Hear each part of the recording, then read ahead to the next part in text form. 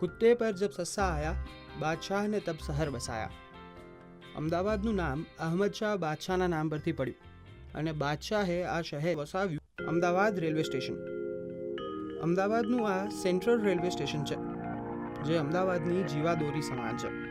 આ Kalupur railway station તરીકે પણ ઓળખાય છે. સવારે અમદાવાદથી નીકળેલો માનવી સાંજ પડે અને અમદાવાદ યાદ આવે છે. આ ઉપર જાણીતા કવિ શ્રી તાહા મંસૂરી લખે છે, ઠીક વૈસે ही जैसे सीरी को फरहाद बुलाता है, शाम होते ही मुझको अहमदाबाद बुलाता है. અમદાવાદની સાચી ઓળખ એ અમદાવાદની પોળો છે.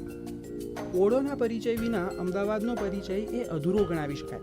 યુનાઇટેડ નેશન્સે તો આ પોળોને લિવિંગ હેરિટેજ તરીકે નવાજી છે.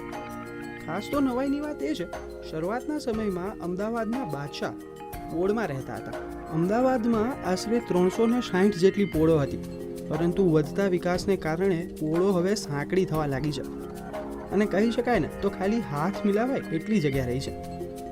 અત્યારે હાલમાં પણ પોળથી નીકળેલા લોકો ઉત્સવ મનાવવા માટે તો પાછા પોળમાં જ આવે છે. હમણાં ઉત્તરાયણ આવે છે, તો પછી અમિતાભ બચ્ચનને પણ પતંગ ઉડાડવા માટે અને જોવા માટે મજબૂર કરે એવી પોળો છે અમદાવાદ. પોળોમાં ઉત્સવો પણ એટલા જ ધામધૂમથી ઉજવાય છે. પોળોમાં હજી એ એકતા છે. માણેક ચોક. જેમ સિક્કાની છાપ બે બાજુ હોય છે, એ માણેક ચોકની પણ બે અલગ અલગ ઓળખાણ છે. સવારે સોના ચાંદીનું સોની બજાર અને સાંજે ખાણીપીણી બજાર.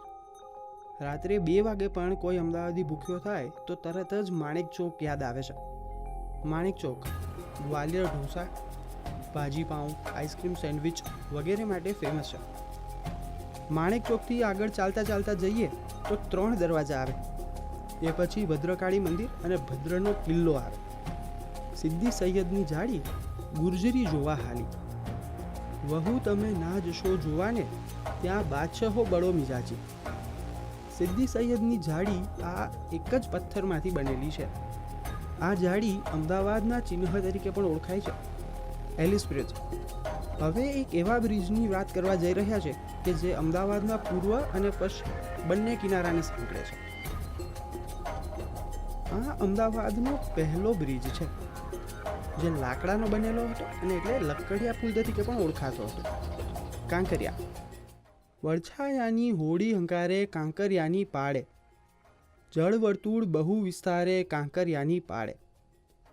તળાવની વચ્ચે તરતી રમ્ય નગીના વાડી, જોનારાની નજરો ઠારે કાંકરિયાની પાળે. ચા. અમદાવાદ વાસીઓની બિઝનેસ સ્ટ્રેટેજી છે ચા. કટિંગ ચા પીવડાવે અને પહેલાંનો મસ્ત મોટો વેપાર ખરીદી લે. ફાફડા. જેમ રાજકોટવાળાને વણેલા ગાંઠિયા જોઈએ, સુરતવાળાને લોચો જોઈએ, એમ અમદાવાદની આન બાન અને શાન ધરાવતું કોઈ ફરસાણ હોય તો એ ગરમા ગરમ ચટાકેદાર સ્વાદિષ્ટ ફાફડા છે. પાણીપુરી. અરે ભૈયા થોડી તેજ બનાના, થોડા નમક ડાલો યાર. અરે ભાઈ એક મસાલાવાળી પકોડી તો આપો.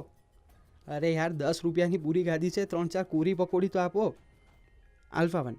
નવા અમદાવાદની સુંદરતામાં વધારો કરે છે alpha 1 mall. Thaltej underpass.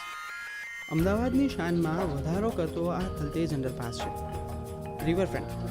Sabarmati નદીના બંને કાંઠાને જાણે આગવી ઓળખ આપી છે ને એવું લાગે છે. આ એ સાબરમતી રિવરફ્રન્ટ છે જ્યાં નરેન્દ્ર મોદી સાથે જિનપિંગ પણ ઝૂલ્યા હતા. રિવરફ્રન્ટ અમદાવાદને વિદેશ જેવી ચમક આપે છે. ગાંધી આશ્રમ. આમ તો નામ જ ઘણું બધું કહી જાય છે. આ આશ્રમ શું છે, શેના વિશે છે, બધું જ અહીંયા થઈ જાય છે. ગાંધીજીએ પોતાની દાંડી યાત્રાની શરૂઆત અહીંથી કરી હતી. તો બસ આવા જ અમદાવાદની વાતો અમદાવાદીપણામાં કરી છે. ફરી કોઈ વખત વધારે વાતો કરશું.